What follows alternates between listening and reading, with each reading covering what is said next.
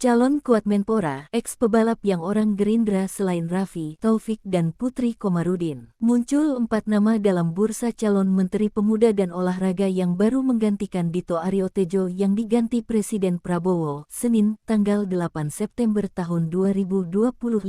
Nama-nama calon Menpora ini mulai dari artis, mantan atlet, hingga politisi Senayan. 4 nama yang muncul antara lain artis Raffi Ahmad, anggota DPR RI Putri Komarudin, mantan atlet bulu tangkis Taufik Hidayat hingga mantan atlet balap Moreno Suprapto yang kini juga anggota DPR RI. Lewat unggahan di Instagram, Dito menyampaikan pesan perpisahan 1 hari jelang peringatan Hari Olahraga Nasional. Terima kasih untuk semua yang sudah jalan bersama berusaha membuat perubahan di pemuda dan olahraga, semoga dilanjutkan penerus selanjutnya, tulis Dito Aryo Tejo di akun media sosial Instagram pada Senin tanggal 8 September tahun 2025.